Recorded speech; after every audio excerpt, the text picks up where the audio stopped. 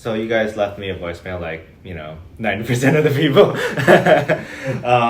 But when I listened to the voicemail, like, it didn't sound like, a normal pitch or like, a quick sale. Sound like you guys wanted to talk like, person to person and like business to business, see how we can help each other. When I talk with peers in our industry, they say, we don't know who's calling. I mean, we get the, call recordings, but we can't really manage them. We're not their managers. We just talk to our account rep and then they deal with it from there.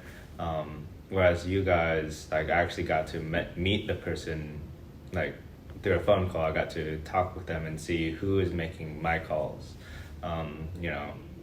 Does it sound like they fit our culture? Because in the end, that cold call is the first impression that company gets on our culture. And that's kind of what I felt from Cam, like, he's very personable. And I think the interview process there, where you're not only interviewing us, but we're interviewing you guys, that was, what stood out to me. Cam.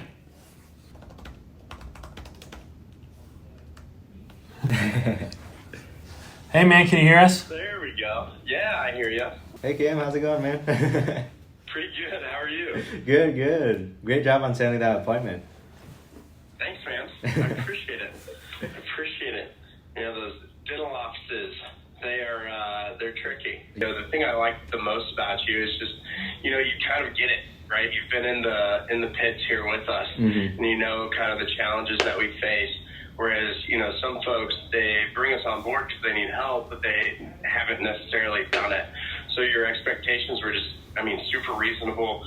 You had a goal, too, that is fun and easy for me to latch on to, talking about your quarterly goals and where you want to be in 10 years.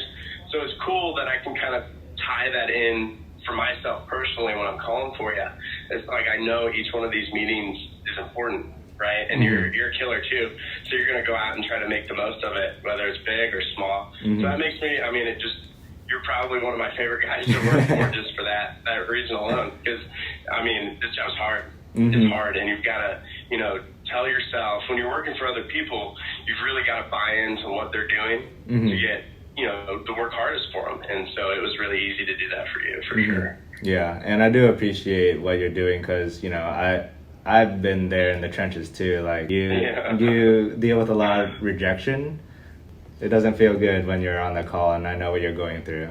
So yeah, no, I appreciate that.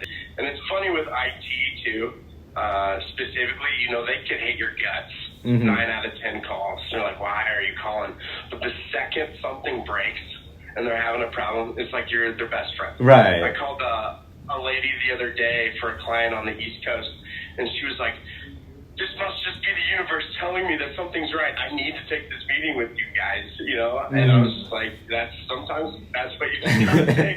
The universe telling them to do it or whatever the reason is, something's wrong and they need to take a meeting. And then just like that, you just gotta make sure you've got your thumb on the pulse and, you're making the dials to know sort of what's going on, even if they don't like you. At the very least know what they're doing.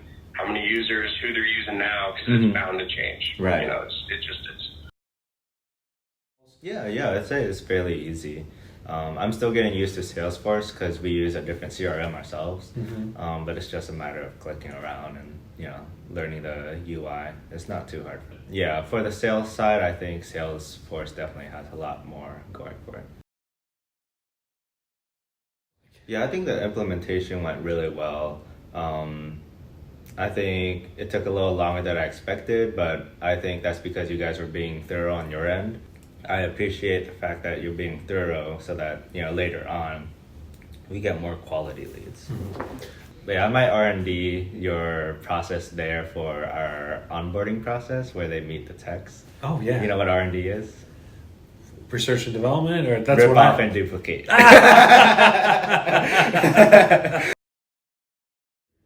You're getting me appointments, but they're not, appointments where people are brushing me off after they talk with me or, people who, just said, hey, I want this appointment, but then never show up, right? It's people who are genuinely interested in talking with me, and they're looking to make a change, and they're either gathering information to make the change, or they're ready to make the change now. So I think any small business, if you want to excel at your role, you need to find somebody who does the other things better than you. So one of those things for me is telemarketing. I can do the calls. I can do over 100 calls in a day, and follow up with those people. Am I good at it? Not really. No. Do I like it? No, can't say I like it. I've been on the other side where I get, beat up by, the gatekeepers or the business owner, and it doesn't feel good. And I know what Kim is going through, so that's what makes me appreciate it more. I'm not, passing it off just cause I don't like it, because I know he's trained for that, I know he has the techniques, he has the knowledge and how to get more information. So for example, when I do my follow-up calls, when somebody says, we're good right now, I say, okay, cool, thanks, I move on to the next call. Whereas Cam will be like, oh, okay, so you have somebody you're working with right now, when does that contract end? When could I follow up with you next? There's a big difference there. Just 2 questions. That's a huge difference. The question is, could I hire somebody internally? Yes, I could. But there's 2 things that I can think of right now that would stop me from that. I need to train them, on our business and on how to do these calls for our business. And then the second thing is churn. This is a tough role. There's, if you ask somebody, do you want to do telemarketing? How many people would say yes? Out of 100, it's not many. Like, telemarketing, like, it's a tough role, and you gotta have somebody who is resilient enough to go long term. And the good thing about outsourcing is that's not something I have to worry about. I definitely appreciate the simple contract, just 1 pager.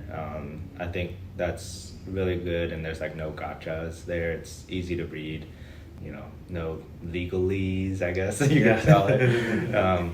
But yeah, I think it was really good. I liked it. In our industry, there's all the telemarketing companies are looking for that long-term contract, whereas you guys do the month-to-month, but then so that alleviates the pressure of a long-term agreement, but it also gets people who've been burned in the past to give you a chance, which a lot of people have been burned. With you guys, you take that out of the equation through your month-to-month agreement. So you're there, working to get the next month of us signing up, and I think that helps a lot. And when you look at a lot of vendors in our industry, there can easily be 20-page contracts or longer, and a lot of legal jargon, things like that. Actually might take that into ours as well, because I'm looking to redo our contracts too, make it easy, 1 page. And that's pretty notorious in our industry too. IT guys, we get hit by 2-year, 3-year, even 5-year contracts. I'm like, yeah. So for me, he definitely feels like a sales guy, working for me, because he's energized when we get appointments and when we send out proposals, and that's awesome. So it's nice having somebody who's energized about leads with me. And then when he's making the calls, he definitely sounds like part of us too. He knows what our offerings are, how we can help, things like that. So yeah, I think so far it's been great. So I tell that person, what are you looking for? Are you looking for getting a certain amount of appointments per month, or are you looking for somebody who will get you quality appointments and is actually part of your team, and you know who they are?